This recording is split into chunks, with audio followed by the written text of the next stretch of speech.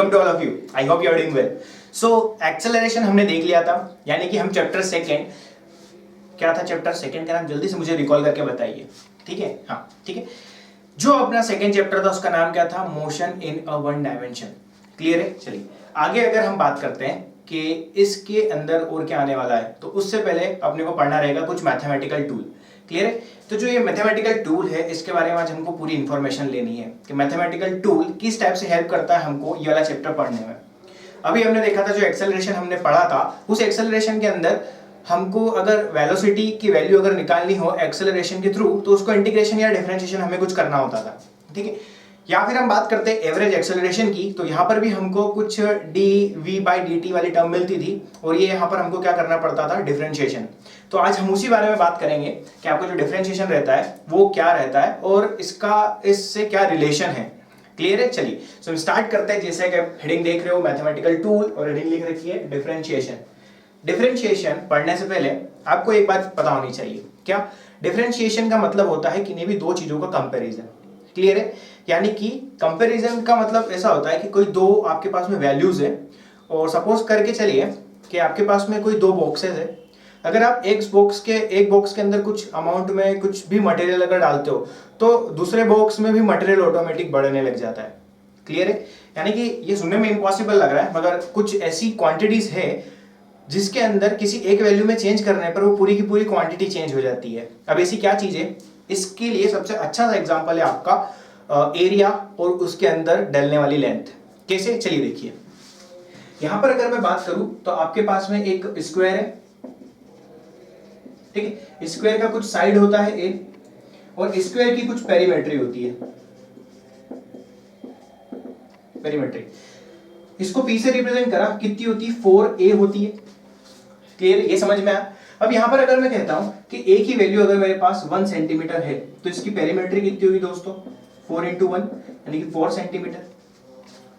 Clear है। चलिए अब यहां पर मैंने जो साइड लिया था वो 1 सेंटीमीटर लिया था, अब मैं साइड लेता हूं कितनी, 2 सेंटीमीटर। जैसे ही मैंने इसकी साइड को 2 सेंटीमीटर लिया तो पेरीमेट्री कितनी हो जाएगी, 4 × 2 = 8 सेंटीमीटर। क्लियर है। सो यहां पर आप देख रहे हो कि खाली मैं चेंज कर रहा हूं किसको, साइड को, और पेरीमेट्री भी क्या हो रही है, ऑटोमेटिक चेंज हो रही है। ठीक है। अब ये जो चेंज का रिलेशन जो बताता है उसी को हम क्या कहते हैं, डिफरेंशिएशन। कैसे आया अभी हम बात करेंगे। अब ये देखो, अगर मैं यहां पर बात करूं तो पहले a1 था फिर a2 हो गया, तो a1 और a2 में चेंज कितना आया, तो आप आसानी से चेंज बता सकते हो कि 2 - 1 सेंटीमीटर का चेंज आया। क्लियर है, आसानी से बता सकते हो। अब जैसी ए में मैंने 1 सेंटीमीटर का चेंज करा तो मेरा पी में कितना चेंज आ गया, तो डेल पी निकाल सकते हो आप। कैसे, P2 - P1 कितना आ जाएगा, 8 - 4, यहां आ जाएगा कितना, 4 सेंटीमीटर। ठीक है। यानी कि आप यहां से कह सकते हो कि आपने जो आपकी साइड थी उसके अंदर जो चेंज करा, कितने का 1 सेंटीमीटर का चेंज कर दिया, तो 1 सेंटीमीटर का चेंज करने से इसकी पेरीमेट्री में कितना चेंज आया, तो आप कह सकते हैं कि पेरीमेट्री 4 थी, 4 का चेंज आ गया तो टोटल 8 सेंटीमीटर हो गई। तो ये जो रेशियो रहता है ना दोस्तों कि चेंज काहे में आ रहा है, पेरीमेट्री में, किसके रेस्पेक्ट में आ रहा है, साइड के रेस्पेक्ट में। तो ये जो मैंने लिखा है डेल p/डेल a, ये कितना हो जाएगा, जल्दी से बताइए, 4/1। क्लियर है। तो ये जो डेल p/डेल a लिखा है ना, यही रिप्रेजेंट करता है आपके डिफरेंशिएशन को। ठीक है। एक्चुअल में ये जो डेल p/डेल है ये बता रहा है हमारे चेंज को। इसका क्या मतलब होता है, चेंज। ठीक है। इस चेंज को ही क्या नाम दिया गया है, डिफरेंशिएशन। ठीक है। अब इसको डिफरेंशिएशन नाम तो दिया है मगर एग्जैक्टली इस वाले फॉर्म को डिफरेंशिएशन नाम नहीं दिया है, इसके छोटे वाले रूप को डिफरेंशिएशन कहते हैं। अब छोटा वाला रूप क्या होता है, देखिए दोस्तों, डेल p/डेल a लिखा हुआ है, ये कुछ एक वैल्यू है। ठीक है। सपोज कीजिए ये कुछ वैल्यू है 4, ये क्लियर है इस डाटा के अकॉर्डिंग। अगर मैं इसको छोटा कर दूं इन द सेंस कि जो चेंज आ रहा है ना ये बहुत ही ज्यादा स्मॉल अमाउंट का प्रेजेंट हो। जैसे कि अभी मैंने 1 सेंटीमीटर का चेंज करा तो यहां पर 4 सेंटीमीटर का चेंज आया, मगर अगर मैं वहां पर 1 सेंटीमीटर का चेंज करता हूं और यहां पर बिल्कुल माइन्यूट सा 0.1 0.2 अगर ऐसा चेंज आता, तब हम ये वाली टर्म को क्या बोलते हैं, डिफरेंशिएशन। क्लियर है। आगे हम बात करेंगे कि डिफरेंशिएशन खाली छोटी वाली वैल्यू को ही क्यों बोलते हैं। क्लियर है, ये समझ में आया। यानी कि ये जो रहता है ना आपका टर्म, इसी को क्या कहा गया है, डिफरेंशिएशन। क्लियर है दोस्तों, डिफरेंशिएशन का मतलब समझ में आया। इसका मतलब होता है खाली चेंज, इसका मतलब होता है चेंज। ठीक है। और यहां पर भी अगर मैं बात करूं तो चेंज क्या है, यहां मैं लिख सकता हूं CHNGE change in perimetry with respect to side, यानी कि जो चेंज रहता है दोस्तों हमेशा किसी के रेस्पेक्ट में निकलता है। क्लियर है? इसलिए इसको क्या बोलते हैं हम, del P bye del A. अब इसको रिलेट करो जल्दी से वेलोसिटी या एक्सेलरेशन से। जो एक्सेलरेशन था आपका इंस्टेंटेनियस एक्सेलरेशन, उसकी डेफिनेशन क्या थी, dv बाय dt।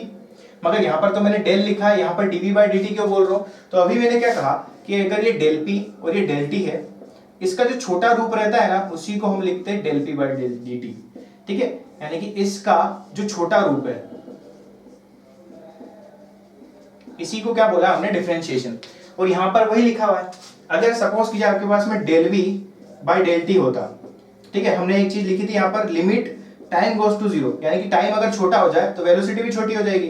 तो इस वाली चीज को हम रिप्रेजेंट करते हैं dv बाय dt से, और इसी को क्या बोलते हैं हम, डिफरेंशिएशन। क्लियर है? और dv बाय dt का मतलब क्या हुआ यहाँ पर, differentiation of v with respect to t, यानी कि वेलोसिटी का डिफरेंशिएशन कर रहे हैं हम टाइम के रेस्पेक्ट में। क्लियर है?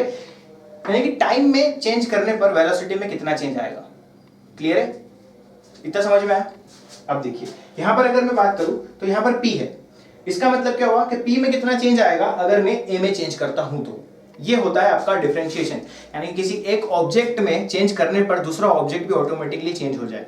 ऑब्जेक्ट की बात यहां नहीं कर रहे हैं हम, यहां बात करते हैं वैल्यूज की। किसी एक वैल्यू में चेंज करने पर दूसरी वैल्यू में ऑटोमेटिक चेंज आ जाए, बट कंडीशन इज दैट कि दोनों जो वैल्यूज है आपस में रिलेटेड होनी चाहिए। कैसे? जैसे कि यहां बात करूं तो पेरीमेट्री और जो आपका साइड था वो कुछ इस टाइप से रिलेटेड था, यानी कि डायरेक्टली प्रोपोर्शनलिटी के वे में रिलेटेड था। क्लियर है? तो डिफरेंशिएशन का ये था हमारा बेसिक। अब हम बात करते हैं कि डिफरेंशिएशन जो आपकी बुक में रहता है और जो फॉर्मूलाज रहते हैं वो कैसे बन के आए। क्लियर है? तो सिंपली इसको नोट डाउन कीजिए। चलिए दोस्तों, डिफरेंशिएशन में क्या होता है, चेंज होता है, ये तो हमने देख लिया। अब कैसे आता है ये देखिए। यहां पर अगर मैं बात करता हूं, मेरे पास में एक स्क्वायर है, वापस हम स्क्वायर का एग्जांपल लेते हैं। इसकी एक साइड है a, ठीक है, ये हमारा स्क्वायर है। स्क्वायर की जो साइड है वो दे रखी है हमें कितनी, a, ठीक है। और स्क्वायर की जो पेरीमेट्री है, स्क्वायर की जो पेरीमेट्री है उसका फॉर्मूला कितना होता है, 4 है। क्लियर है? डिफरेंशिएशन के लिए कंडीशन ये होनी चाहिए कि दोनों जो वैल्यूज है, values must be in relation, must be in relation with each other। ठीक है, ये कंडीशन होती है डिफरेंशिएशन की। यानी कैलकुलस आप जब भी पढ़ते हो ना, डिफरेंशिएशन हो या फिर इंटीग्रेशन हो, आपको एक ही चीज ध्यान में रखनी हमेशा, क्या कि कोई भी दो वैल्यूज ले रहे हो ना, दोनों आपस में रिलेटेड होनी चाहिए किसी भी रेस्पेक्ट में। क्लियर है? तो यहाँ अपने लिख दिया है कि values must be in relation with each other. तो यहाँ पर एक वैल्यू है हमारे पास में साइड और एक वैल्यू है हमारे पास में पेरीमेट्री। ठीक है, अब मैं क्या करता हूँ, यहाँ पर एक ग्राफ ड्रॉ करता हूँ। यहाँ पर मैंने एक ग्राफ ड्रॉ करा, ये हमारा हुआ क्या, एक्स एक्सिस, ठीक है, और ये हमारा क्या हो गया, वाई एक्सिस। क्लियर है दोस्तों इतना? चलिए, अब एक एक्स एक्सिस जो रहता है ना, इसके ऊपर कौन से वैल्यूज लेते हैं अपन, जिसके अंदर अपने को चेंज करना होता है। चेंज काय में कर रहे थे अपन दोस्तों, इस साइड में चेंज कर रहे थे। तो इस साइड को मैं क्या कहां लेता हूं, एक्स एक्सिस के ऊपर। यहां पर मैंने क्या लिया, साइड।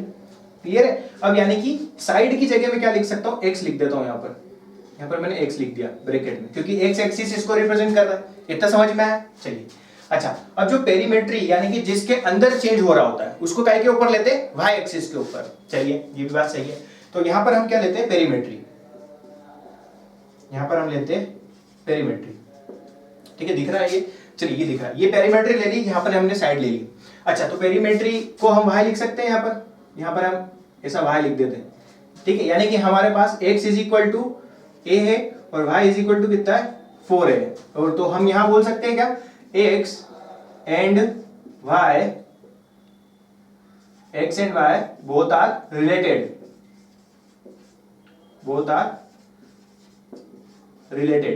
ठीक है, दोनों क्या है, एक दूसरे से रिलेटेड है। इतनी बात भी हमको समझ में आ गई। अब क्या करना है दोस्तों, देखिए, अगर मैं इस x के अंदर चेंज करता हूं तो y में भी क्या होगा, मेरे पास में चेंज आएगा। इतना तो मुझे पता है। तो चलिए, अब हम अगर यहाँ पर कुछ वैल्यूज लेते हैं, सपोज कीजिए यहाँ पर हम वैल्यू लेते हैं x is equal to 1 centimetre.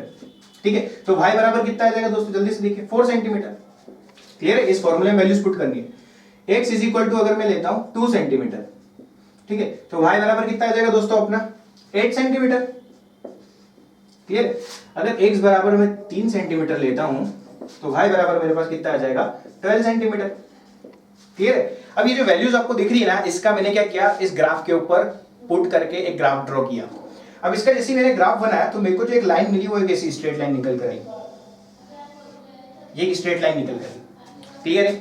यहां तक आपको समझ में आया? चलिए, अब ये एक स्ट्रेट लाइन मुझे मिली साइड के ऊपर और पेरीमीटर के ऊपर। यहां पर हम x ले लेते हैं, x बराबर a, और यहां पर हम ले लेते हैं y बराबर 4a।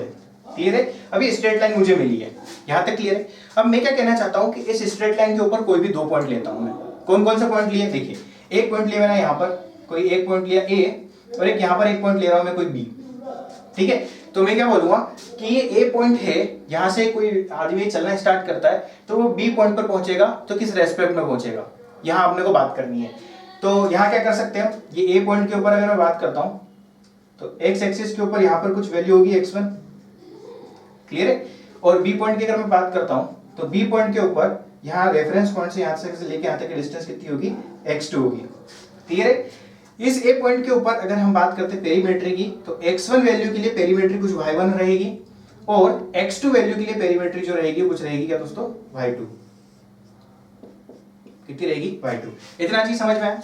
हमने ग्राफ ड्रॉ करा कुछ वैल्यूज के अकॉर्डिंग, और ग्राफ के अंदर 2 पॉइंट्स लिए रैंडम, और 2 पॉइंट्स के ऊपर हमने वैल्यूज देखी कि अगर ए पॉइंट की हम बात करते हैं तो ए पॉइंट के ऊपर x का क्या वैल्यू है और इस x की वैल्यू के ऊपर y की कितनी वैल्यू है। ठीक है? फिर बी पॉइंट लिया तो बी पॉइंट के ऊपर हमने देखा कि x2 की कितनी वैल्यू है और y2 की कितनी वैल्यू है उस पर्टिकुलर x2 के लिए।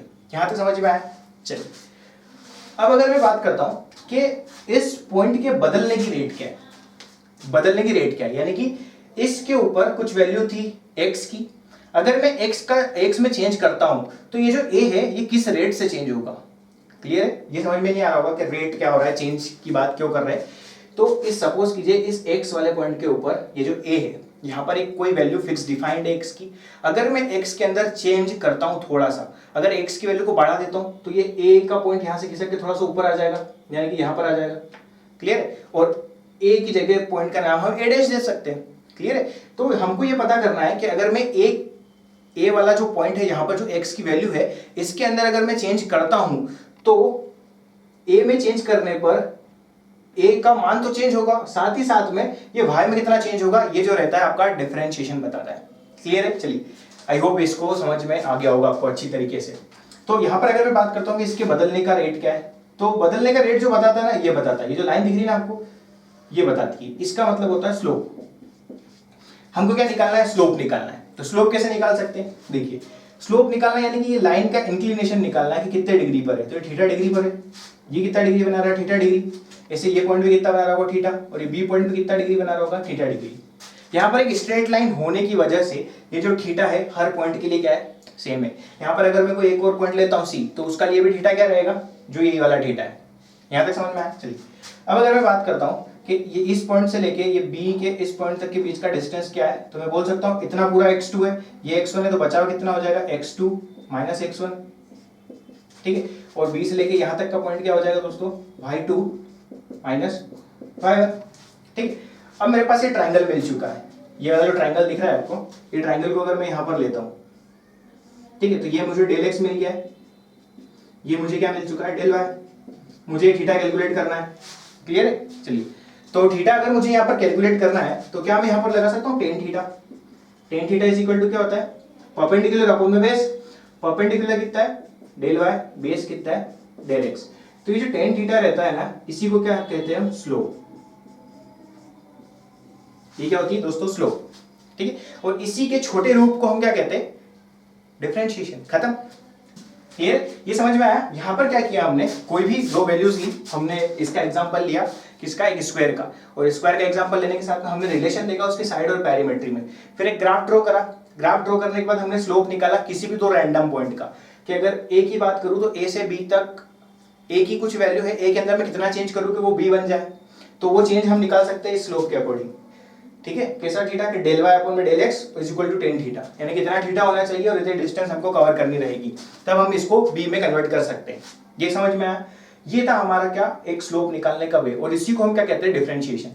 इसी का जो छोटा रूप रहता है ना, यानी कि इसी को अगर मैं dy बाई dx लिख देता हूं तो इसी को हम क्या कहते हैं, डिफरेंशिएशन।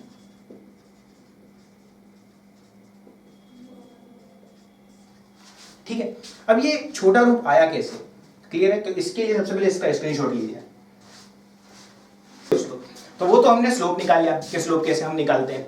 अब हम बात करते हैं कि वही आपके पास में क्या है, वापस से वही आपके पास में एक स्क्वायर है, ठीक है, स्क्वायर है, स्क्वायर की कुछ साइड होगी। अब मैं यहां पर पेरीमीटर की जगह क्या लेता हूं, एरिया लेता हूं। एरिया कितना होता है, ए स्क्वायर होता है, ठीक है, ये समझ में आया?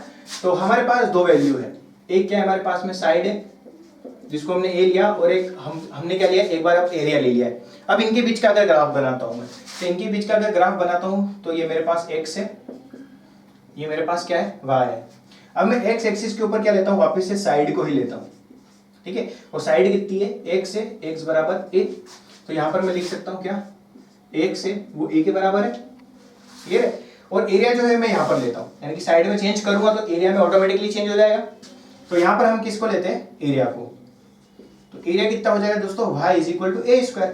तो यहां पर एरिया कितना हो जाएगा अपने को, y is equal to a square, clear है? और हम बोल सकते हैं x and y related, x and y are related, ठीक है, एक दूसरे से रिलेशन होना चाहिए। अगर रिलेशन नहीं है तो डिफरेंशिएशन नहीं हो पाएगा, बस इतना सा पॉइंट दिमाग में ध्यान में रखिए।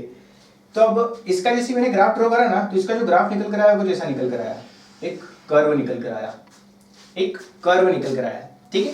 कैसे, जैसे x इज इक्वल टू मैं 1 रखता हूं तो y इज इक्वल टू कितना आ जाएगा 1, x इज इक्वल टू अगर मैं 2 रखता हूं तो y इज इक्वल टू कितना आ जाएगा 4, x इज इक्वल टू मैं 3 रखता हूं तो y इज इक्वल टू कितना निकल कर आएगा 9। और जैसे ही मैंने इसका ग्राफ प्लॉट करा ना, तो मेरे पास में कुछ ऐसा एक ग्राफ बना एक स्लोप में, क्लियर है? ये समझ में आ गया? फिर हमने क्या किया, जैसे उसके अंदर 2 पॉइंट लिए थे, यहाँ पर भी हम 2 पॉइंट लेंगे, इसको हम x को यहाँ बढ़ा देते हैं, इसके ऊपर मैंने एक पॉइंट लिया यहाँ पर a, ठीक है, और एक पॉइंट लिया मैंने कोई यहाँ पर b, ठीक है। इस a पॉइंट के लिए इस x की जो वैल्यू थी कुछ थी x1, ठीक है, और इस b पॉइंट के लिए जो x की वैल्यू थी वो थी कुछ x2। ऐसे ही इस a पॉइंट के लिए y की जो वैल्यू थी कुछ थी y1, और इसी कर्व के ऊपर b पॉइंट के लिए जो y की वैल्यू थी दोस्तों कितनी थी, वो y2 थी। कहां से, इस जीरो वाले रेफरेंस पॉइंट से, ये 0 0 है, क्लियर है? अब मुझे क्या निकालना है, इसका स्लोप निकालना है। क्या निकालना है, मुझे स्लोप निकालना है, यानी कि इस a पॉइंट के बदलने की रेट क्या है, इस a पॉइंट के बदलने की रेट क्या है इसी पॉइंट के ऊपर। तो स्लोप निकालना अभी हमने देखा, कैसे निकाल सकते हैं, tan थीटा के रेस्पेक्ट में। मगर यहां पर अगर मैं बात करूं तो वहां पर तो हर एक पॉइंट के लिए जो था थीटा मेरा सेम था, मगर यहां पर अगर मैं थीटा बनाने की कोशिश भी अगर करता हूं तो ये कर्व दिख रहा है मेरे को, ये कर्व दिख रहा है, यानी कि a पॉइंट के लिए जो थीटा रहेगा वो b पॉइंट के लिए जो थीटा रहेगा उससे डिफरेंट रहेगा, यानी कि हर एक पॉइंट के लिए यहां पर जो थीटा रहेगा डिफरेंट रहेगा। मुझे कैसे पता, तो मुझे पता है टेंजेंट के थ्रू। टेंजेंट की अगर मैं बात करूं तो इस पॉइंट के लिए अगर मैं टेंजेंट बनाता हूं तो ये मेरा कर्व है, टेंजेंट कैसे बनता है कि अगर ये पॉइंट ऐसे घूमता नहीं तो सीधा कैसे जाता, ऐसे जाता सीधा, और इसी सीधे वाले पॉइंट को अगर मैं पीछे बढ़ाता हूं तो यहाँ पर एक थीटा मिलता है मुझे, θ1। इस a पॉइंट के लिए जो थीटा रहेगा दोस्तों कितना रहेगा, θ1। इतना बात समझ में? उस स्ट्रेट लाइन वाले की अगर हम बात करते हैं ग्राफ की, ये स्ट्रेट लाइन है, यहाँ पर a पॉइंट लिया, यहाँ पर b पॉइंट लिया। अब इस a पॉइंट के लिए थीटा निकालने का तरीका क्या होता है कि इस पॉइंट के ऊपर एक टेंजेंट ड्रॉ कर दो, और टेंजेंट जो इस x से थीटा बनाता है वही थीटा रहता है इस a पॉइंट के लिए। b पॉइंट का निकालना तो b पॉइंट के आगे टेंजेंट बना दो, और वो जो टेंजेंट बनता है वो x जो आपका एक्सिस है उसे जितना कोण बनाता है वो उस b पॉइंट के लिए क्या होता है, उसका वैल्यू होती है थीटा की। तो यहाँ पर क्या था, यहाँ पर अगर मैं टेंजेंट ड्रॉ भी करता तो टेंजेंट एक ऐसी लाइन आती, यही वाली, और यहाँ पर भी ड्रॉ करता तो वही लाइन आती, तो इसलिए यहाँ पर थीटा क्या था, सेम था। मगर एक पॉइंट यहाँ पर है, एक पॉइंट यहाँ पर है, वो कर्व वाला है। अगर मैं इस b पॉइंट के लिए टेंजेंट बनाता हूँ तो टेंजेंट कैसे जाएगा, जैसे ये b पॉइंट अगर ऐसे जाना चाहता तो ये ऊपर ऐसे गया, और इसी टेंजेंट को अगर मैं पीछे लेता हूँ तो ये ऐसे कुछ आता है, और थीटा की वैल्यू इस बार ये होती है θ2, यानी कि जो θ1 है ये नॉट इक्वल टू θ2, ठीक है, यानी कि a में जो चेंज हो रहा है वो बराबर नहीं है b में होने वाले चेंज के। चलो ये बात भी हमको समझ में आ गई कि a में जो चेंज हो रहा है वो b में जो चेंज हो रहा है उसके कंपैरिजन में सेम नहीं है। ये कैसे पता है, स्लोप के अकॉर्डिंग। चेंज इवेंट सब भूल जाओ, खाली स्लोप को माइंड में रखो। क्या क्या जब स्ट्रेट लाइन थी तब ये स्लोप जो एंगल थीटा बना रहा था इस a पॉइंट के लिए भी थीटा था और इस b पॉइंट के लिए भी थीटा था, मगर जैसे ये कर्व आ गया कर्व आने से क्या हुआ, ए पॉइंट के लिए थीटा 1 हो गया और बी पॉइंट के लिए थीटा 2 हो गया, और थीटा 1 और थीटा 2 एक दूसरे के बराबर नहीं है। चलो ठीक है, ये बात भी हमको समझ में आ गई। चलिए अब यहाँ पर अगर मैं बात करूं कि यहाँ पर मुझे अगर स्लोप निकालना है तो स्लोप कैसे निकाल सकते हैं, हम इसी डायग्राम को थोड़ा सा आगे बनाते हैं। सेम डायग्राम हम यहाँ पर बनाते हैं, जैसे ये लिया और यहाँ पर कर्व दिख रहा है आपको, ये कर्व है। यहाँ पर हमने क्या पॉइंट लिया, ए पॉइंट, यहाँ पर हमने क्या लिया, बी पॉइंट। ठीक है, यहाँ पर वैल्यू कितनी है, x1, और यहाँ पर वैल्यू कितनी दोस्तों, x2। यहाँ पर वैल्यू इसके लिए y1 है और यहाँ पर इसकी वैल्यू कितनी है दोस्तों, ये y2 है। ये y1 यहाँ से लेके यहाँ तक y1 है, ये x2 x1 है। ये समझ में आ गया। अब इसका स्लोप मुझे निकालना है, तो स्लोप अगर मैं निकालना चाहूँ तो स्लोप के लिए पहले tan थीटा लगा के देखते हैं। तो यहाँ से लेके यहाँ तक की डिस्टेंस कितनी हो जाएगी, x2 माइनस x1, और b से लेके इस पॉइंट तक की डिस्टेंस कितनी हो जाएगी, y2 माइनस y1। अगर मैं दोस्तों स्लोप निकालता हूँ, यहाँ पर अगर मैं tan थीटा निकालता हूँ तो tan theta is equal to कितना आ जाएगा, डेल y अपॉन में डेल x। मगर क्या ये थीटा सही है, क्या हम ये वाला थीटा निकालना चाहते हैं? हम यहाँ पर पूछ रहे हैं कि ए पॉइंट के लिए क्या थीटा रहेगा, तो क्या ये फॉर्मूला सही रहेगा? नहीं। क्यों? क्योंकि आप ये जो निकाल रहे हो ना tan theta del y upon में डेल x, अगर आप इसकी बात करो तो आपको ये वाली लाइन मिलती है, देख रहे हो ये वाली लाइन, मगर आपका कर्व तो ये नीचे से जा रहा है। ठीक है, आपको थीटा कैलकुलेट करना है कौन सा, इस ए के लिए। अगर ये सीधी लाइन में जाता और ये ऐसा रहता तो थीटा तो आपको ये वाला कैलकुलेट करना है, मगर आप जो थीटा कैलकुलेट करना चाहते हो tan थीटा से, वो तो ये वाला आ गया। समझ में आया? थीटा कैलकुलेट करना है स्लोप वाला, मगर आपको पता चल रहा है ऊपर वाला थीटा इस फॉर्मूले से, तो गलत हो गया। तब इसके लिए क्या किया जाए? तो इसके लिए क्या किया हमने, जल्दी से इसका स्क्रीनशॉट ले लीजिए, इसको हम रफ करते हैं। चलिए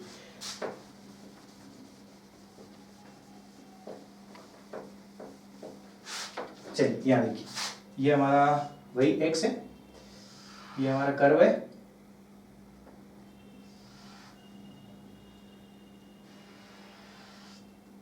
ये हमारा कर्व है, यहाँ पर हमारा b पॉइंट है,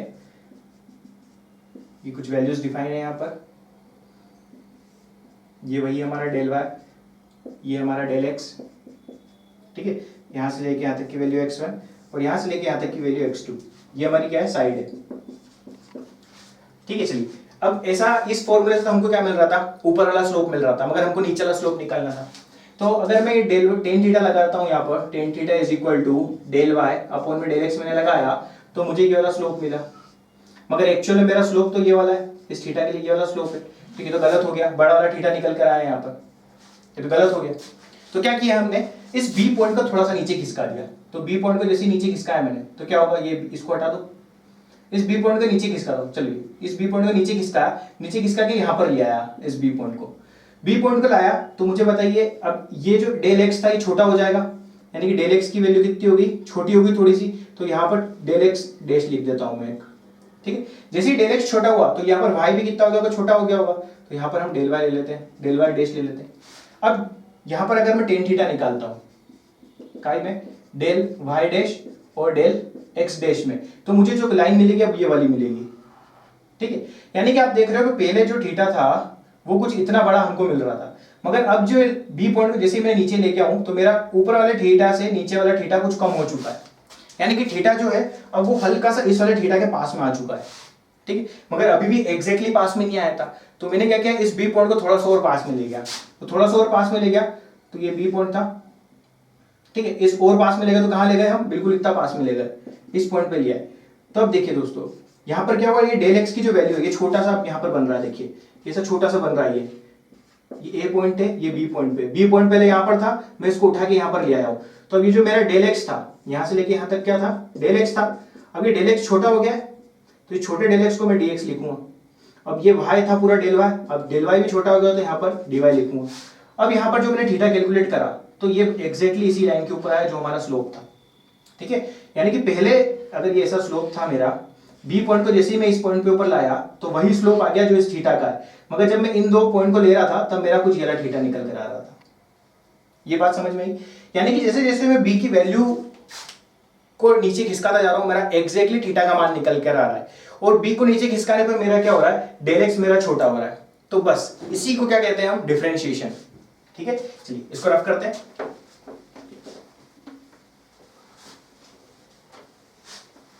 यानी कि हमको एग्जैक्ट वैल्यू निकालने के लिए क्या करना पड़ा, हमने देखा था कि tan थीटा हमारे पास पहले कितना निकल कर आया था, del x, sorry del y by del x, del y by del x. अगर इफ वी, चलिए अब हम इसको क्या बोल सकते हैं, अगर हम डेल एक्स को छोटा कर दें, if we reduces del x up to d x. ठीक है, अभी डेल एक्स और डी एक्स में फर्क कितना है, उतना ही फर्क है जितना कैपिटल ए और स्मॉल ए में है। इसको बड़ा ए बोलते हैं, इसको छोटा ए बोलते हैं। तो ये डेल एक्स हो गया और ये डी एक्स हो गया। क्लियर है, दोनों में इतना सा डिफरेंस, बस ये चीज ध्यान में रखना दीजिए। चलिए अब इसका मतलब क्या हुआ कि डेल एक्स को अगर मैं छोटा कर दूं तो डेल एक्स गोस टू 0। ठीक है, या फिर हम ऐसा लिख सकते हैं limit del x goes to 0, ये मेरा किसके बराबर है, dx के बराबर है। और यहां पर हम ऐसा भी लिख सकते हैं limit del x goes to 0 del x is equal to dx। ये चीज समझ में आई, यानी कि डेल एक्स को छोटा कर दो तो इसको dx बोल सकते हैं। सो यहां पर हमने लिखा tan theta is equal to del y upon में डेल एक्स। और अगर मैं यहां पर लिमिट लगा देता हूं लिमिट x गोस टू 0 और del y by del x ऐसा लिखता हूं, तो ये मेरा किसके बराबर हो जाएगा, dy बाय dx के। और ये भी यही क्या है, मेरा स्लोप है, यही क्या है, मेरा स्लोप है ना। इसको हम बोल सकते हैं एग्जैक्ट स्लोप, एग्जैक्ट स्लोप है ये। ठीक है, और इसी को हम क्या बोलते हैं, डिफरेंशिएशन। क्लियर। तो ये जो था पूरा गणित था किसका, डिफरेंशिएशन का। डिफरेंशिएशन आया कैसे, यानी कि कोई भी दो वैल्यूज आपस में रिलेटेड है और अगर एक दोनों का अगर मैं ग्राफ ड्रॉ करूं और एक बिल्कुल स्ट्रेट लाइन आ रहा होता है तो उसका स्लोप हम कैलकुलेट कर सकते हैं बिना किसी हिचकिचाहट के। मगर कहीं ऐसा रिलेशन आ जाए स्क्वायर वाला टर्म्स में, जैसे कि अभी आया था ना एरिया में y is equal to a का स्क्वायर, स्क्वायर आ जाए, क्यूब आ जाए, तो वहां पर स्ट्रेट लाइन नहीं मिलती, वहां पर एक कर्व मिलता है। तो कर्व के ऊपर भी हमको एग्जैक्ट स्लोप मिले, उसके लिए हमने क्या फाइंड आउट किया, डिफरेंशिएशन। कैसे कि बिल्कुल हल्का सा चेंज करो ताकि हमको वैल्यूज निकल कर आ जाए। क्लियर है, जैसे हमने इंस्टेंटेनियस वेलोसिटी की बात करी थी, वहां पर भी क्या कर रहे थे हम कि किसी पर्टिकुलर पॉइंट के ऊपर के कितना चेंज, कितनी वेलोसिटी उस पर्टिकुलर पॉइंट के ऊपर, तो हम हल्का सा चेंज करके देखते थे। सेम वही कॉन्सेप्ट है इस वाले पॉइंट के लिए, ये पॉइंट किस रेट से चेंज हो रहा है, तो यहां पर हम क्या करते हैं, हल्का सा चेंज करते हैं, बिल्कुल माइन्यूट सा। तो छोटे से चेंज को रिस्पेक्ट करने के लिए del y by del x का यूज करते हैं। क्लियर है, ये कॉन्सेप्ट था हमारा डिफरेंशिएशन का। आई होप आपको ये अच्छी तरीके से समझ में आ गया होगा। चलिए इसको रख करते हैं। अब यहाँ पर हमारे पास ये निकल कर आ चुका है dy बाय dx, इसी को हम क्या कहते हैं, डिफरेंशिएशन कहते हैं। और इसका स्क्रीनशॉट ले लिया होगा, ये सारे रामायण हटा देते हैं यहाँ से।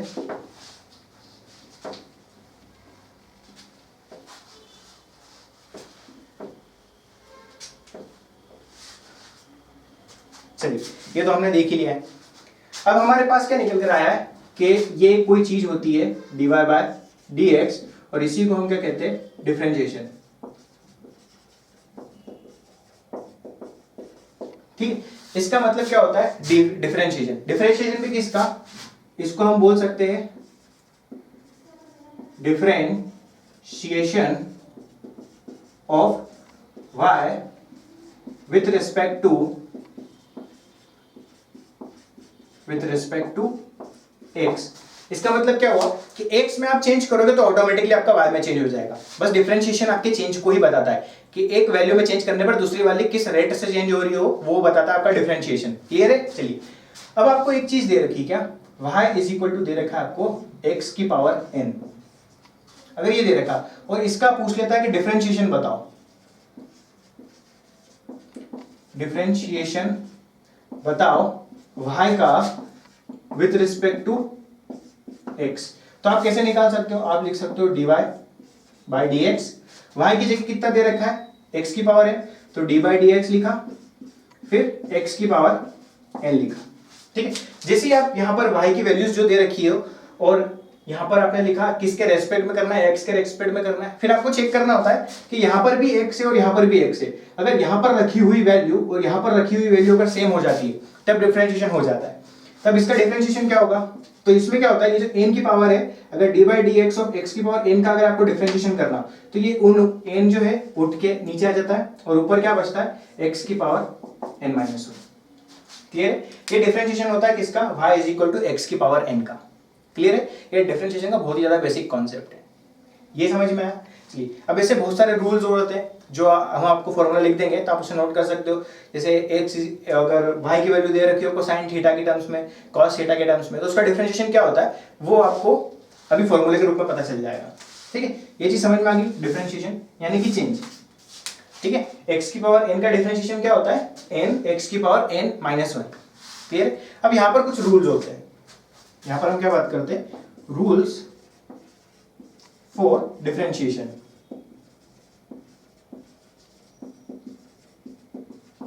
ठीक है, रूल्स में हम बात करते हैं, जो पहला रूल आता है आपका एडिशन और सब्सट्रैक्शन, आप बोल सकते हो एडिशन और सब्सट्रैक्शन।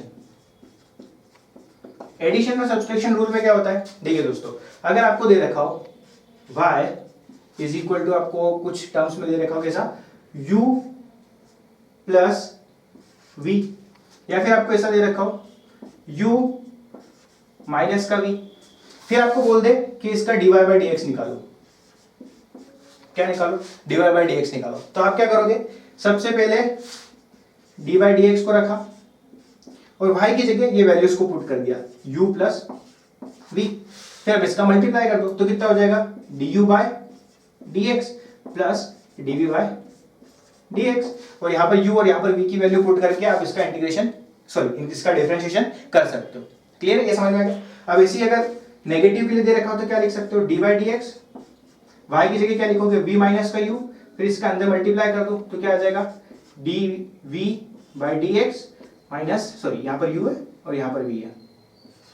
ठीक है, तो यहाँ पर कितना आ जाएगा, du बाई dx माइनस का dv बाई dx। क्लियर है। सो ये पहला रूल था हमारा किसका, एडिशन और सब्सट्रैक्शन के लिए। अगर कुछ y की वैल्यू ऐसे दे रखी है u प्लस v और u माइनस v के रेस्पेक्ट में, तो dy बाई dx निकलना, तो y की जगह वैल्यूज पुट करो और डायरेक्ट मल्टीप्लाई कर दो उसका अंदर, फिर इसको फर्दर सोल्व करना है। ठीक है, फर्दर कैसे सोल्व करना है, वैसे ही ऐसे dy बाई dx अगर निकालना हो तो dy by dx of x की पावर n x की पावर n माइनस वन। ये समझ में आ गया। चलिए इसको भी नोट डाउन कीजिए फटाक से।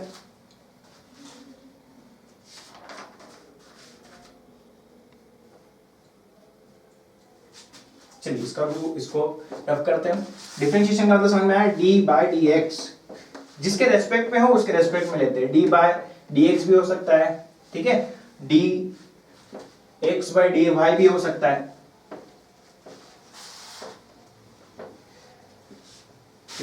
इसको हटाते हैं। उसके बाद आता है आपका दोस्तों प्रोडक्ट रूल। क्या आता है यहाँ पर, प्रोडक्ट रूल। खाली आपको ध्यान में रखना है कि ये कुछ रूल्स भी होते हैं, ठीक है। जो नीट वीट की प्रिपरेशन कर रहे होते हैं उनको खाली x की पावर जो n का मैंने फॉर्मूला बताया था वही यूज होता है, बाकी ये ज़्यादा यूज में नहीं आते। बाकी IIT वालों के लिए बहुत ज़्यादा इंपॉर्टेंट चीज़ है जो मैथ्स में आपको ज़्यादा अच्छे से देखने को मिलेगी।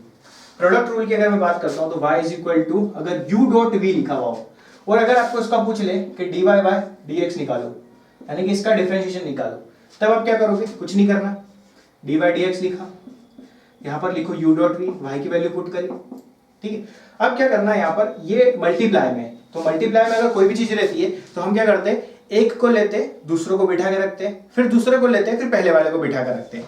क्लियर है। चलिए तो यहाँ पर क्या करते हैं, पहले u को उठाते हैं। तो यहाँ पर मैंने लिखा d, इस u को उठा के इसके साथ मल्टीप्लाई करा था du बाय dx, और इस v को बिठा के रखा मैंने, तो v को मैं आगे बिठा देता हूँ यहाँ पर, ठीक है। फिर मैंने यहाँ पर लगा दिया प्लस, जैसे मैंने प्लस लगाया फिर मैं क्या करूंगा, अब इस u का काम तो मैंने एक बार ले लिया, अब v का काम लेता हूँ, तो यहाँ पर आ जाएगा dv बाय dx। अब मुझे किसको बिठाना है, u को, तो मैं u को यहाँ पर बिठा देता हूँ, ठीक है। तो मल्टीप्लाई में अगर दे रखा हो तो क्या करना है, एक को लेके du बाय dx करो और दूसरे वाले को बिठा के रखो, फिर दूसरे वाले को बिठा के रखो और पहले वाले का du बाय dx कर दो। क्लियर है, ये चीज समझ में आ गई, ठीक है ना। तो ये प्रोसेस रहती है किसके लिए, मल्टीप्लिकेशन के लिए, ठीक है। आप इसको उल्टा भी कर सकते हो, जैसे अभी मैंने क्या किया, सबसे पहले इस u का डिफरेंशिएशन कर दिया और v को इसी बिठा के रखा, फिर यहाँ पर डॉट था तो मैंने प्लस लगा दिया। अब ये u को तो मैं एक बार du बाई dx कर चुका हूँ, तो इस u को मैंने बिठाया और इस d का dv बाई dx कर दिया। तो ये था हमारा प्रोडक्ट रूल, ठीक है। प्रोडक्ट हो गया, क्या बचा डिवाइड, ये भी देख लेते हैं। फिर आता है आपके पास में क्या, डिवाइड रूल।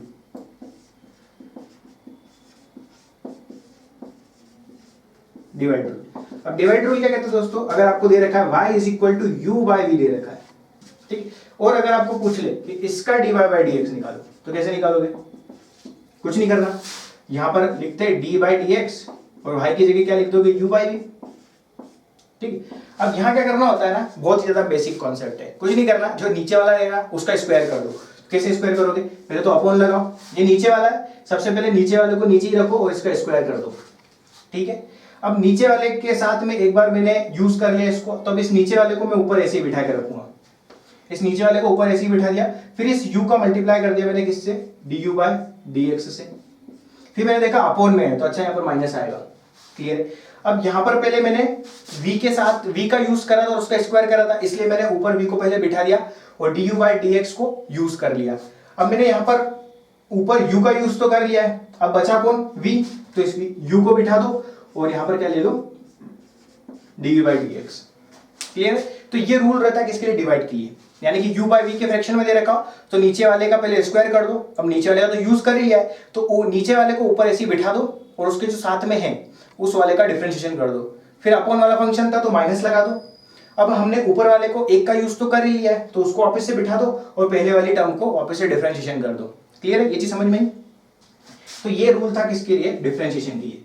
एक देखा हमने एड एंड सब्सट्रैक्शन रूल, एक देखा हमने मल्टीप्लिकेशन रूल और एक देखा डिवाइड रूल, क्लियर है। सो ये जो पोर्शन थे हमारे किसके लिए थे, डिफरेंशिएशन के लिए थे। डिफरेंशिएशन का मतलब होता है चेंज। अब यहाँ पर थोड़ा सा रिलेट करते हैं हम इसको, देखिए जैसे आपने फॉर्मूला देखा था किसके लिए, वेलोसिटी के लिए। वेलोसिटी क्या, इंस्टेंटेनियस वेलोसिटी की अगर मैं बात करूं तो क्या आता है, dx बाय dt। इसका मतलब ये होता है कि अगर मैं टाइम में चेंज करूं, ठीक है, तो मेरा x में भी क्या आएगा, x में चेंजेस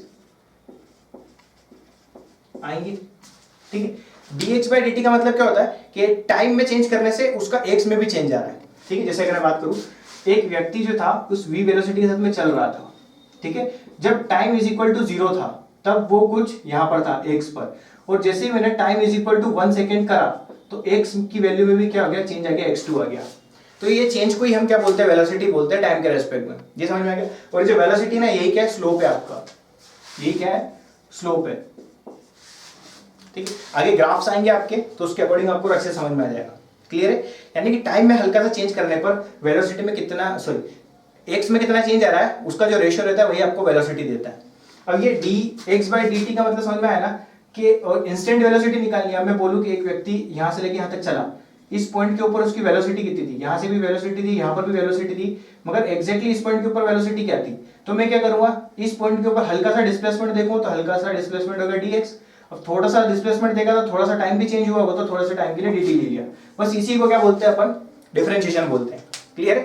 यानी कि थोड़ा सा चेंज के रेस्पेक्ट में वेलोसिटी क्या होगी वो देखने के लिए इंस्टेंटेनियस का यूज करते हैं, और इंस्टेंटेनियस की वजह से हमने पूरी डिफरेंशिएशन की टर्म्स को देखा, क्लियर दोस्तों। डिफरेंशिएशन समझ में आया। खाली एक फॉर्मूला आपको ध्यान में रखना है, एक ये वाला, एक ये वाला और एक ऐड और सब्सट्रैक्शन वाला। और हमने स्टार्टिंग में जो देखा था x की पावर n का क्या होता है डिफरेंशिएशन, n उधर के नीचे आ जाता है, x यहीं बैठा हुआ रहता है और ऊपर n-1 हो जाता है, बस ये डिफरेंशिएशन आपका यहाँ पर खत्म, क्लियर है। चलिए इसको नोट डाउन कीजिए फटाक से, फिर हम आगे बात करते हैं फॉर्मूलाज की।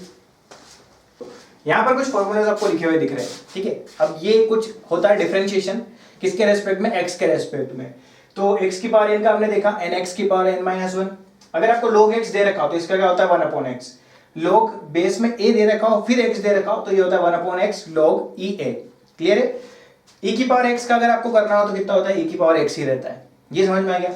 अब इसे d बाई dx और sin x दे रखा है तो इसका होता है cos x, और cos x दे रखा हो तो इसका होता है माइनस का sin x, क्लियर है। तो ये जितने भी है आपकी जो बुक है कोई सी भी है, एसएल अरोड़ा और ये, और जो भी आप बुक प्रेफर करते हो HC वर्मा और ये, आगे मैथमेटिकल टूल में आपको सारे फॉर्मूले लिखे हुए दिख जाएंगे तो आप वहां से नोट डाउन कर लिएगा, क्लियर। ये मैंने कुछ बेसिक फॉर्मूले लिखे हैं यहाँ पर, आपको और भी नोट करना हो तो आप उसके ऊपर जाके देख सकते हैं कि किसका डिफरेंशिएशन क्या होता है, और डिफरेंशिएशन होता क्या है, चेंज होता है किसी न किसी के रेस्पेक्ट में, बस इतनी सी बात आपको माइंड में रखनी है, क्लियर है। चलिए अब हमको देखना है क्या, इंटीग्रेशन क्या होता है हम देखेंगे, उससे पहले आप इसको नोट करो। अब बात करनी है इंटीग्रेशन की, क्या होता है डिफरेंशिएशन हमने अच्छे से देख लिया, डिफरेंशिएशन के फॉर्मूलेज भी हमने देख लिए, लगभग फॉर्मूला देख लिए। अब इंटीग्रेशन की अगर हम बात करें ना तो इंटीग्रेशन का एक सिंपल वे में हम मीनिंग देखना चाहेगा तो क्या होता है, it's just a reverse process of differentiation. कैसे, चलिए देखते हैं। डीप में अगर आपको पढ़ना है तो आप मैथमेटिक्स के लेक्चर देखिए, वहां पर आपको पूरा डीप में मिलेगा। फिजिक्स पॉइंट ऑफ व्यू से हम थोड़ा सा पढ़ लेते हैं ताकि आपको समझ में आ जाए। देखिए रिवर्स प्रोसेस की अगर मैं बात करता हूं, सबसे पहले हम देखते हैं dy बाय dx अगर मुझे निकालना हो, अगर मेरे पास y is equal to x की पावर n दे रखा हो तो आप इसका क्या करते हो, d by d x, y की जगह x की पावर n लिखा और इसका कर दोगे तो क्या आ जाएगा n x की पावर n-1, ठीक है। यानी कि x की पावर n का डिफरेंशिएशन आपने करा तो आपको क्या मिला, n x की पावर n-1, ठीक है।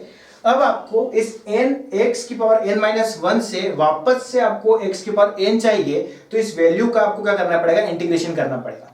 क्लियर है? तो इसलिए हमने यहां क्या लिखा है, रिवर्स ऑफ डिफरेंशिएशन। तो हमने यहां पर लिखा पहली इक्वेशन n x की पावर n माइनस 1, अगर मैं इसका इंटीग्रेशन करता हूं तो मुझे क्या मिलना चाहिए, x की पावर n मिलना चाहिए। क्यों? क्योंकि देखिए दोस्तों, ये कुछ ऐसी प्रोसेस चलती है, एक n x की पावर n माइनस 1 का मैंने इंटीग्रेशन करा तो x की पावर n मिला, और अगर x की पावर n का अगर मैं यहां पर डिफरेंशिएशन करता हूं, देखिए दोस्तों एरो पे ध्यान देना, डिफरेंशिएशन करता हूं तो मुझे क्या मिलेगा, n x की पावर n माइनस 1। ठीक है, डिफरेंशिएशन के लिए हम यूज करते हैं किसका, dy बाय dx का। ठीक, इंटीग्रेशन के हम यूज करते हैं एक ऐसे सिंबल का, यहां पर आपकी वो वैल्यू आती है जिसको आपको डिफरेंशिएशन करना होता है, और यहां पर पीछे हम उसका एक पार्ट लेते हैं dx, जो जिस रेस्पेक्ट में आपको टर्म दे रखी है ना, तो उस रेस्पेक्ट का टर्म लेते हैं dx, इसको इंटीग्रेशन बोलते हैं। ये समझ में आया? चलिए, तो ये इसको हम रख करते हैं, ये इसको भी स्क्रीनशॉट ले लीजिए फटाक से। चलिए, अब ये जो सिंबल रहता है ना दोस्तों, इंटीग्रेशन का सिंबल रहता है, ये कुछ ऐसा रहता है, और इसका फॉर्मूला होता है y डॉट dx, ये होता है आपका इंटीग्रेशन। ठीक है, यहां पर क्या होता है, अगर आपको y दे रखा है कितना, n x की पावर n माइनस 1, और इसको आपको क्या करना है, इंटीग्रेशन करना है, इंटीग्रेशन। तो इंटीग्रेशन की मशीन है ये, ऐसा सांप वाला चिन्ह बनाओ, y डॉट dx लगा दो, तो ये होता है इंटीग्रेशन। क्लियर है? चलिए, तो y is equal to n x की पावर n माइनस 1, ये इंटीग्रेशन हो गया। अब क्या करना है, y का इंटीग्रेशन करना है, तो y का इंटीग्रेशन करना है तो मैं क्या कर सकता हूं, यहां पर ये ऐसा एक सिंबल लगाया, फिर y को लिखा, फिर डॉट dx। अच्छा हाँ, ये इंटीग्रेशन भी किसी न किसी के रेस्पेक्ट में होता है, और इंटीग्रेशन भी तभी हो सकता है जब y और x में रिलेशन हो। क्लियर है? चलिए, तो इंटीग्रेशन करना है, integration of y with respect to x, जिसके रेस्पेक्ट में बोला जाए ना उसी के रेस्पेक्ट में करते हैं, x के रेस्पेक्ट में बोला तो x के रेस्पेक्ट में कर रहे हैं। चलिए, तो जैसा कि हमको पता है रिवर्स है डिफरेंशिएशन का, तो आंसर तो x की पावर n ही आना चाहिए, पहले से डिफाइन है। तो चेक करते हैं, y की जगह मैंने वैल्यू रखी n x की power n minus 1 dot dx। ठीक है, अब इंटीग्रेशन में क्या होता है दोस्तों, कि ये जो लिखा हुआ दिख रहा है ना आपको, ये x की पावर n माइनस 1, तो यहाँ क्या होता है, x की जो भी पावर रहती है, देखिए दोस्तों यहाँ पर वेरिएबल क्या है, dx ले रखा है, यानी कि जो इंटीग्रेशन होगा खाली इस x वाली टर्म का होगा, और x की पावर कुछ है, तो यहाँ पर क्या होता है, पावर नीचे उतर के रह जाती है, तो नीचे उतर के कैसे आएगी, ये n को तो मैंने बाहर लिखा, अभी जो n माइनस 1 था ना, ये पावर नीचे उतर के आ गई, क्या हो गया यहाँ पर, सॉरी तो गलत बता दिया, पावर उतरने वाला कॉन्सेप्ट अपने काय में डिफरेंशिएशन में, हम क्या कर रहे हैं यहाँ पर इंटीग्रेशन कर रहे हैं। तो इंटीग्रेशन में क्या होता है कि जो x की पावर होती है ना, अगर n माइनस 1 तो एक पावर बढ़ जाती है, तो यहाँ क्या हो जाएगा n माइनस 1, और एक पावर बढ़ गई तो प्लस 1 हो गया। अब जैसे प्लस 1 हुआ तो ऊपर ये बना n माइनस 1 झेलने के लिए, अब यहाँ पर n माइनस 1 प्लस 1 आ गया, तो ये पूरी टर्म उतर के आ जाएगी नीचे, तो यहाँ आ जाएगा n माइनस 1 प्लस 1। ठीक है, तो यहाँ से क्या होगा, इस 1 से 1 कैंसिल हो गया, इस खाली n बचा यहाँ पर, तो यहाँ क्या बचेगा n, अच्छा ये 1 से ये भी कैंसिल हो गया, x की पावर n बचा, और नीचे खाली n बचा, n से n गया, क्या बचा, x की पावर n। यानी कि हाँ, ये बात तो हमारी प्रूव हो चुकी है कि रिवर्स होता है डिफरेंशिएशन का। डिफरेंशिएशन में जो वैल्यू x की पावर n की आई थी, उसका मैंने इंटीग्रेशन किया तो मुझे वापस x की पावर n मिल गया। क्लियर है? तो ये था हमारा x की पावर n का डिफरेंशिएशन के फॉर्म में आंसर हमारा। क्लियर है? चलिए, इसको भी नोट कर लीजिए। चलिए, स्क्रीनशॉट ले लिया, अब इसको हटाते हैं।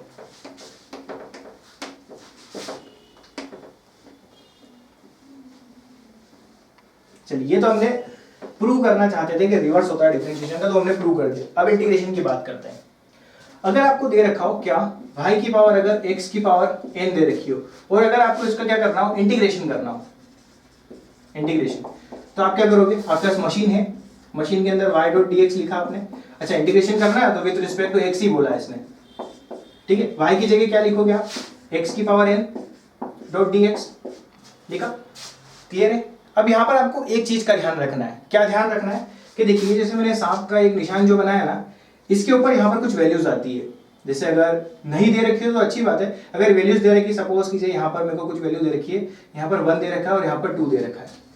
ठीक है, ये वैल्यूज दे रखी है मुझे कुछ एक, तो यहाँ पर 1 दे रखा है, यहाँ पर 2 दे रखा है, तो ये जो 1 और 2 है ना, इसी को हम क्या कहते हैं, लिमिट्स कहते हैं, लिमिट्स ऑफ x। जो भी वेरिएबल है ना आपका, उसकी ये यूनिट्स रहती है। ठीक है, चलिए इतनी बात समझ में आ गई हमको। अब यहाँ पर भी x है, यहाँ पर भी x है, इसका डिफरेंशिएशन हो जाएगा कि इंटीग्रेशन हो जाएगा? इंटीग्रेशन हो जाएगा। तो इंटीग्रेशन में क्या करते हैं, इंटीग्रेट करना यानी कि जोड़ना, यानी कि पावर बढ़ जाएगी यहाँ पर। तो पावर कैसे बढ़ जाएगी, x की पावर n था तो n की जगह क्या हो जाएगा n+1, ये इंटीग्रेशन होता है। x की पावर n का इंटीग्रेशन क्या होता है, x की जो पावर रहती है उसको 1 बढ़ा दो, फिर देखोगे यार x जो था n झेलने के लिए बना था, मगर पावर बढ़ चुकी थी, इस पावर को नीचे भी लिख दो। ठीक है, क्या हो गया, x की पावर n+1, ठीक है। फिर ऐसा ब्रैकेट लगा दो। ब्रैकेट क्यों लगाना, क्योंकि लिमिट दे रखी 1 और 2, तो 1 नीचे था तो यहां पर 1 लिख दो और यहां पर 2 लिख दो। कुछ भी लिमिट दे सकते हैं आपको, यहां पर मैंने 1 और 2 ले रखी है, x1 और x2 भी दे सकते हैं, तो यहां पर हम इसको x1 और x2 ले लेते हैं। ये हो गया x1, ये हो गया x2, ठीक है, यानी कि x1 और x2 आपकी लिमिट्स है x की। यहां पर हम x2 ले लेते हैं, यहां पर हम x1 ले लेते हैं। ये समझ में आ गया प्रोसेस पूरा। x की पावर n का जो इंटीग्रेशन रहता है वो क्या रहता है, x की जितनी भी पावर है उसमें 1 बढ़ा दो और उस पूरी पावर को नीचे उतार के लिख दो, बस यही होता है। चलिए अब लिमिट्स कैसे पुट करते हैं वो देखिए। सबसे पहले आती है ऊपर वाली लिमिट। अब x की जगह ऊपर वाली लिमिट को रख दीजिए, तो x की जगह क्या आ जाएगा, x2 की पावर n+1 और यहां पर आ जाएगा n+1, ठीक। अब जैसे आपने x2 की पावर रख दी, अब यहां पर आएगा माइनस, माइनस आके फिर क्या आप पुट करते हो, लोअर लिमिट, यानी कि यहां पर आपको एक ध्यान रखनी है, पहले क्या करनी है, upper limit minus lower limit. ये लिमिट पुट करने के लिए आपको एक चीज ध्यान रखनी है, क्या, upper limit minus lower limit. तो लोअर लिमिट कितनी, x की x1, तो यहां कितना जाएगा x1 की पावर n+1 और डिवाइड बाय n+1, तो ये आपका आंसर हो जाएगा यहां पर। ठीक है, यानी कि हमको यहां पर पता चला कि x की पावर n का अगर मैं इंटीग्रेशन करूं dx के रेस्पेक्ट में, तो यहां मुझे क्या मिलेगा, x की पावर n+1 अपॉन में n+1। क्लियर है। अगर आप इंटीग्रेशन करते हो किसका, sin x का, sin x dx का, तो यहां पर क्या मिलेगा दोस्तों आपको, यहां पर मिलेगा आपको cos x dx, ठीक है। अभी जो cos x मिलेगा माइनस का मिलेगा। क्लियर है, यहां पर क्या मिलेगा आपको, sin x का जो भी रहेगा वो किसके रेस्पेक्ट में मिलेगा, माइनस का cos x, सॉरी dx नहीं आएगा यहां पर, खाली cos x आएगा, माइनस का cos x। क्लियर है। अगर आप इंटीग्रेशन करते हो cos x का dx के रेस्पेक्ट में, तो यहां पर क्या मिलेगा आपको, sin x मिलेगा। ठीक है, तो ये कुछ डिफरेंशिएशन के रेस्पेक्ट में हमने इंटीग्रेशन को देखा है, और हमको पता चला कि जो इंटीग्रेशन रहता है ना, रिवर्स रहता है किसका, डिफरेंशिएशन का, बस।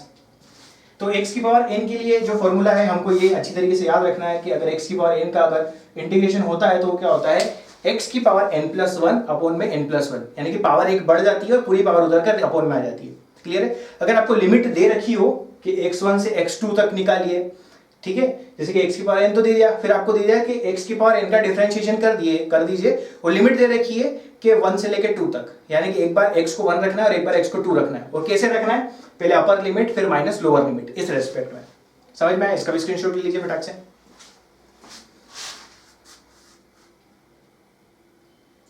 चलिए अब ये तो बात होगी हमारी। अब अगर हमको लिमिट नहीं दे रखी हो तो हमको क्या करना होता है, लिमिट दे रखी हो तो हम सिंपली लिमिट पुट कर सकते हैं अपर माइनस लोअर के केस को रखकर। अगर लिमिट नहीं दे रखी हो तो हम क्या करेंगे, तो यहां देखिए कंडीशन की अगर हम बात करते हैं, ये y है, ये डॉट dx है, ठीक है, y इज इक्वल टू हमको दे रखा है x की पावर n, ठीक है, और यहां पर कंडीशन क्या है, यहां पर कंडीशन दे रखी है लिमिट्स आर नॉट गिवन, ठीक है। जब आपको लिमिट्स नहीं दे रखी हो तब आप क्या करते हो, तो कुछ नहीं करना है, इंटीग्रेशन करना है आपको x की पावर n डॉट dx का, तो कुछ नहीं करना है। x की पावर n का जो इंटीग्रेशन होता है क्या होता है आपको पता ही है, x की पावर n+1 अपॉन में n+1, ठीक है। फिर आप इसे ब्रैकेट लगा दीजिए। क्या यहां पर लिमिट्स दे रखी थी, नहीं दे रखी थी। जब लिमिट्स नहीं दे रखी हो तो कुछ नहीं करना है, ये जो इंटीग्रेशन हो गया यहां पर प्लस करके एक c लगा दो। ये c क्या होता है, कांस्टेंट होता है, क्या रहता है, कांस्टेंट रहता है। जब आपको लिमिट्स नहीं दे रखी हो तब कुछ नहीं करना है, इंटीग्रेशन करो और यहां पर एक प्लस करके c लगा दो। c क्या रहता है, एक कांस्टेंट रहता है। क्लियर है। चलिए अगर एक दूसरी की अगर हम बात करें, दूसरी कंडीशन क्या, कि इफ लिमिट्स आर गिवन, अगर लिमिट्स दे रखी हो तब हम क्या करते हैं, जैसे आप सपोज कीजिए लिमिट दे रखी है आपको 1 से 2 और यहाँ दे रखा है x की पावर n डॉट dx। तो लिमिट अगर गिवन हो हमको तब इसका जो डिफरेंशिएशन होता है, सॉरी इसका जो इंटीग्रेशन होता है क्या होता है, x की पावर n प्लस 1 अपॉन में n प्लस 1, फिर ब्रैकेट लगाइए, लिमिट को यहाँ पर 1 लिखिए, यहाँ पर 2 लिखिए। अगर लिमिट्स गिवन है तो आपके पास कंडीशन क्या है, upper limit minus lower limit, ये पुट कर दीजिए। तो क्या हो जाएगा इसका आंसर, जल्दी से देखिए। x की जगह मुझे पहले क्या लिखना, अपर लिमिट, तो x की जगह क्या आ जाएगा 2। ये जो दे रखा है ना, ऐसा दे रखा है x इज इक्वल टू 2 और x इज इक्वल टू 1, इसका मतलब ये होता है। तो एक बार x की जगह 2 रखिए तो ये हो जाएगा 2 की power n plus 1 divide by n plus 1, फिर आ गया माइनस इस फॉर्मूले के केस से, फिर एक बार x की जगह 1 रख लीजिए तो 1 की पावर n प्लस 1 और अपॉन में n प्लस 1, ये आपका आंसर हो जाएगा। ठीक है, समझ में आया। सो ये इंटीग्रेशन की हमने पूरी रामायण देख ली है, और आपको जो घुमाया जाता है ना क्वेश्चंस में, वो लिमिट्स के केस में घुसाया जाता है। अगर आपके एग्जाम में कोई भी क्वेश्चन आता है वेलोसिटी एक्सेलरेशन और उसके रेस्पेक्ट में कि कैसे इंटीग्रेशन के फॉर्म से हम उसको सोल्व करें, जैसे हमने कल एक क्वेश्चन सोल्व करा था तो वहां पर डिफरेंशिएशन हुआ था, ठीक है। तो अगर आपको इंटीग्रेशन के अंदर लिमिट्स नहीं दे रखी हो तब आप किसका यूज करोगे, सी कांस्टेंट का। अगर लिमिट्स दे रखी हो तो आपको ये वाला फॉर्मूला लगाना है, upper limit minus lower limit. Clear है। तो ये जो था हमारा आज पूरा प्रोसेस था, किससे रिलेटेड, इंटीग्रेशन, डिफरेंशिएशन और मैथमेटिकल टूल से रिलेटेड। क्लियर है दोस्तों। चलिए सो कल जो हम देखेंगे कुछ क्वेश्चंस को देखेंगे कि किस टाइप से जो हमारा फर्दर चैप्टर चल रहा था, क्या motion in a straight line, उसके अंदर हमको देखना है अब इक्वेशन ऑफ मोशन। अब आपको पूरी तरीके से पता है इंटीग्रेशन क्या होता है, डिफरेंशिएशन क्या होता है, ये दोनों चीज पता चल चुकी है। अब हमको देखना है कि स्ट्रेट इन मोशन लाइन में हम एक्सेलरेशन देख चुके थे। अब यूनिफॉर्म एक्सेलरेशन की वजह से 3 फॉर्मूले निकाले थे हमारे इक्वेशन ऑफ मोशंस, तो वो हम देखेंगे किसकी वजह से, कैलकुलस की हेल्प से। ये इंटीग्रेशन और डेफिनेशन, इंटीग्रेशन और डिफरेंशिएशन, इन्हीं को हम क्या कहते हैं, कैलकुलस कहते हैं। क्लियर दोस्तों। चलिए रिकॉल कर लेते हैं थोड़ा सा। डिफरेंशिएशन जो होता है इसका मतलब होता है चेंज, और इसको हम दिखाने के लिए यूज करते हैं dy बाय dx का। इंटीग्रेशन का मतलब होता है रिवर्स ऑफ डिफरेंशिएशन। तो रिवर्स ऑफ डिफरेंशिएशन को निकालने के लिए हम क्या करते हैं, ऐसा एक सांप जैसा एक निशान बनाते हैं और इंटीग्रेशन वाली टर्म को लिखते हैं और y डॉट dx हम ऐसा लिख देते हैं, तो ये होता है इंटीग्रेशन। इंटीग्रेशन का जो मेन मतलब होता है वो होता है कि इंटीग्रेट करना, यानी कि छोटी छोटी चीजों को जोड़कर एक बड़ी चीज में बनाना, वो होता है आपका इंटीग्रेशन। ठीक है। और डिफरेंशिएशन का मतलब क्या होता है कि आपके पास एक बहुत बड़ी चीज थी, उसको छोटी चीज में कन्वर्ट कर दिया। तो ये समझ में आ गया। 2 चीजों को ध्यान रखना है। इंटीग्रेशन मतलब कि छोटी छोटी चीजों को कलेक्ट करके एक बहुत बड़ी चीज बना देना, और डिफरेंशिएशन का मतलब एक बड़ी चीज है जिससे आपको एक्यूरेट वैल्यू नहीं मिल रही है तो उसको छोटा कर देना। डिफरेंशिएशन और इंटीग्रेशन यहीं पर आपका समअप होता है। क्लियर है। चलिए सो आज का लेक्चर हम यही समअप करते हैं। आई होप आपको ये समझ में आया होगा पूरी अच्छी तरीके से। अगर समझ में आता है तो you can subscribe our channel and like our videos. Thank you so much guys.